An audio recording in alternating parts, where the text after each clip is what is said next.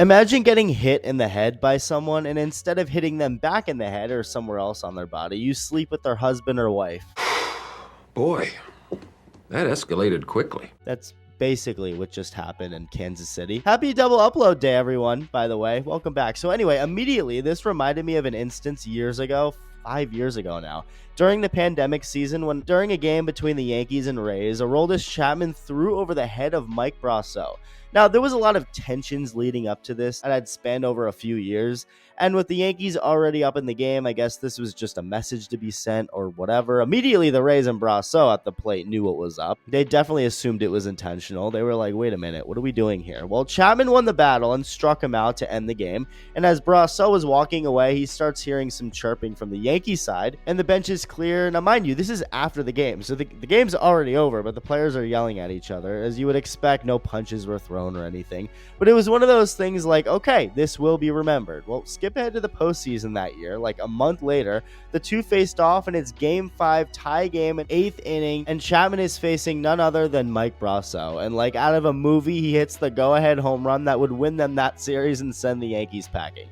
Now again, there was prior tension leading up to Chapman throwing over the head of Brasso and that home run, but in our latest incident between our two entirely new characters, Jonathan India and Emmanuel Clase, there was no tension or any sort of intent behind what Clase did to India, which was, instead of throwing over the head, hitting him square in the head. And this did come one pitch after another pitch that was up and in. So there was a pitch up and in, and then another one that hits him square in the face. So he's obviously angry, though, which, I mean, yeah, I don't think anyone can blame India for being mad, not even Clase. Even if completely unintentional, which this was, and Clase said so afterward, and I mean, I have every reason to believe him. I don't know why in any realm he would purposely hit India in the head at that random moment, but even if completely unintentional, which it was, getting hit anywhere on the body, but especially the head, can result in some serious, not even just career problems, but life problems. So it's not even necessarily a personal thing, but it's still something that I'm sure Jonathan India has had in his head, no pun intended, for the next time he faces Clase.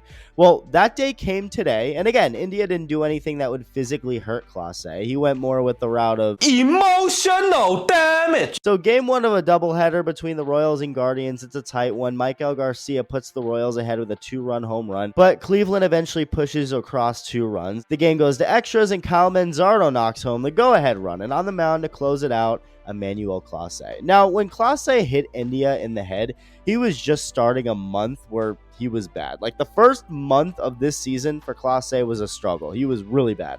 But as expected, considering how dominant he can be, he has been very elite since. So Cleveland is definitely feeling a lot better about him on the mound right now than 3 months ago. But if you want Jonathan India's take on that, he would say, first hitter for the Royals to try and at least tie this thing up. John Rave walks on 4 pitches, although the umpire did bone Clase a little bit here, or a lot of bit. Pitches 1 and 4 were both in the zone, but not called, so the Royals get another base runner, nobody out. Clase takes care of one of them, though. He says, the umpire won't help me, I'll do it myself. Little spin move to catch Tyler Tolbert, the automatic runner placed at second, sleeping, and nails him. That's big. That's not only just a big out, but that's the guy who was in scoring position. So that blows for the Royals, but thankfully so did the umpire. Clase just getting squeezed to hell and back here, which puts a runner back in scoring position. And who's coming up?